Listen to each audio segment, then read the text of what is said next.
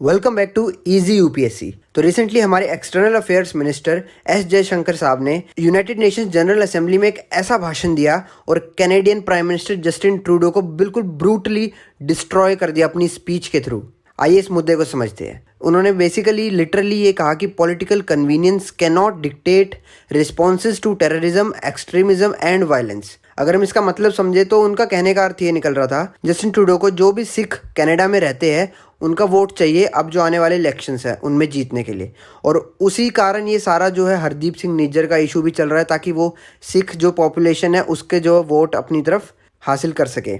तो external affairs minister ने यही कहा है कि आप पॉलिटिकल कन्वीनियंस मतलब कि भाई आप अपने पॉलिटिकल एस्पिरेशंस जो आप पॉलिटिक्स में चीज़ें चाहते हैं अपनी जो आपकी इच्छाएं हैं उनको पूरा करने के लिए, इसका ये मतलब नहीं है आप उनको पूरा करने के लिए टेररिज्म को, वायलेंस को, ऑर्गेनाइज्ड क्राइम जो भी आपके देश में घट रहा है उन सब के ऊपर आप आंख बंद करके उन्हें इग्नोर करते रहेंगे और सिर्फ जो आपको पॉलिटिकली चाहिए आप उस पर ध्यान देंगे, जो बिल्कुल सही बात है। और यह सिर्फ यहाँ तक नहीं है, कनाडा की तरफ इशारा करते हुए हमारे एक्सटर्नल अफेयर्स मिनिस्टर ने ये तक कह दिया कि जो देश ये रूल बेस्ड ऑर्डर्स का मतलब जैसे आपको पता होगा यूएस और कनाडा और ये वेस्टर्न कंट्रीज़ कहते हैं कि हम एक ग्लोबल ऑर्डर चाहते हैं, हम ऐसी दुनिया चाहते हैं जो रूल्स के ऊपर चलती हो, ऐसे धक्के से ना चलती हो।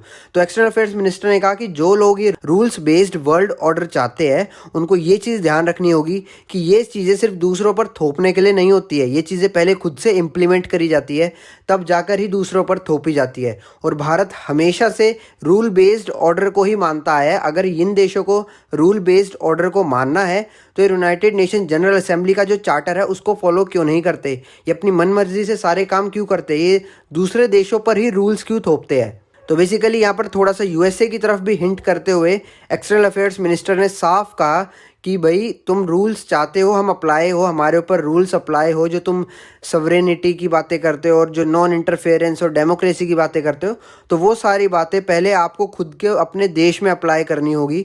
दूसरे देशों के साथ आपके जो रिलेशंस है वो उस रूल्स के ऊपर आपको चलाने होंगे। ऐसा नहीं है आप कुछ भी कहते रहेंगे, आप लोगों को डिक्टेट करेंगे, आप अपनी मनमर्जी चलाएंगे और उनसे उम्मीद करेंगे सामने से कि वो आपकी सारी बात मानते रहे, ये पॉसिबल नहीं है। तो ये एक्सटर्नल अफेयर्स मिनिस्टर ने अभी यूनाइटेड नेशंस की जनरल असेंबली में कहा है। लेकिन ये सिर्फ इतना ही नहीं है क्योंकि इंडिया बहुत ही सख्त तरीके से कनाडा को पूरा जवाब दे रहा है, क्योंकि ये चीज़ अभी बिल्कुल क्लियर नहीं है क्योंकि एक वीडियो सामने आ रही है जिसमें ये कहा जा रहा है कि शायद ये गैंगस्टर राइवलरी ही थी जिससे हरदीप सिंह निज्जर को मारा गया। बाकी एनआईए ने आप देखेंगे इंडिया में ऑलमोस्ट 6 स्टेट्स में खालिस्तानी जो खालिस्तान को प्रमोट करते हैं उनके रेसिडेंसेस पे बिल्कुल रेड्स की है, वहाँ से उन्होंने आर्म्स एंड एम्यूनेशंस रिकवर किए हैं। तो बेसिकली इंडिया ने काफ़ी एक स्ट्रॉन्ग जो है अपना रुख अपनाया है कि हम बिल्कुल सच्चाई जो है बाहर निकाल के मानेंगे, ऐसे कैसे बिना किसी प्रूफ के हमारे ऊपर एलिगेशंस लगाए जा रहे हैं। इवन इंडिया ने यहाँ तक कहा है कि अगर आप कह रहे हैं हम इन्वॉल्व है तो हमें कोई एविडेंस दीजिए। और कनाडा ने बिल्कुल इस पर चुप्पी साधी हुई है क्योंकि जेन्युइनली मुझे नहीं लगता उनके पास कोई कंक्रीट एविडेंस है। तो ये मैंने आपको बिल्कुल ब्रीफ और क्रिस्प तरीके में बताया कैसे एक्सटर्नल अफेयर्स मिनिस्टर हमारे जयशंकर साहब ने कनाडा को बिल्कुल एकदम डिस्ट्रॉय कर दिया, उनकी एकदम बोलती ही बंद कर दी। बाकी मैं आपको एक जनरल नॉलेज की बात बता देता हूँ कि हमारे इंडिया से पहला जो इंडियन कनाडा में सेटल डाउन हुआ था उनका नाम था केसर सिंह और वो ब्रिटिश इंडियन आर्मी में रिसलदार मेजर थे। और ये बात है करीब 1897 की। और क्या आपको पता है कि चंद्रयान 3 मिशन ऑलमोस्ट फेल हो चुका है? और ये ऐसा सच है जो आप बिल्कुल भी नहीं जानते। और आपको अगर ये जानना है